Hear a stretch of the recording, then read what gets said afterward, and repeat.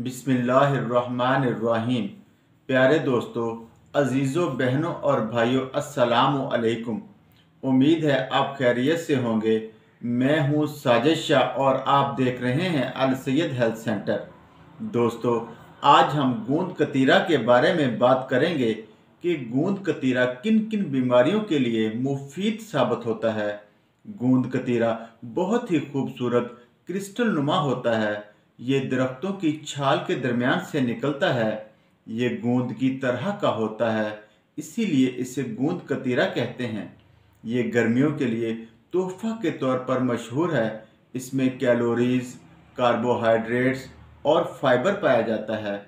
ये हर जगह से, हर अच्छे पंसार दवाखाना से मिल जाता है। गूंद कतीरा का मिजाज सर्द होता है।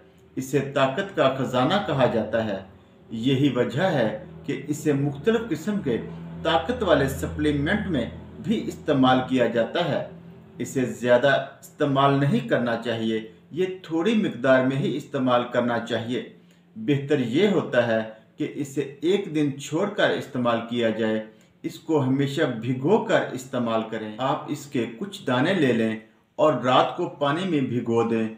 सुबह तक ये पानी में फूल जाएंगे। आप इसे दही में, जूस में, शरबत में, दूध में, मिल्क शेक में या किसी भी खाने वाली चीज़ में डालकर इस्तेमाल कर सकते हैं।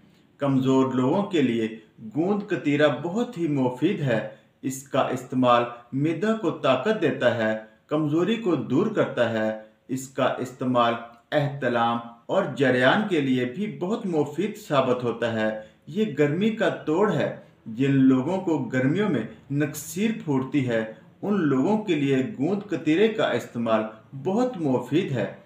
इसका इस्तेमाल कब्ज़ की बीमारी के लिए बहुत मुफीद है। इसका इस्तेमाल मर्दाना ताकत के लिए बहुत असर रखता है और स्पर्म की कमी को पूरा करता है। इसका इस्तेमाल हीट स्ट्रोक से महफूज रखता है और गर्मी से बचाता है, क्योंकि इसकी तासीर ठंडी होती है। गूंद कतीरा का इस्तेमाल जोड़ों की तकलीफ में मुब्तला मरीजों के लिए बहुत मुफीद साबित होता है।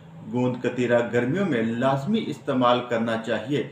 ये मुकम्मल तौर पर ऑर्गेनिक होता है। गूंद कतीरा अल्लाह ताला की एक बहुत बड़ी नेमत है। दोस्तों, अगर वीडियो अच्छी लगी हो तो इसे लाइक और शेयर ज़रूर करें और चैनल को सब्सक्राइब भी कर दें, ताकि आने वाली हर नई वीडियो आप तक बर वक्त पहुँच सके।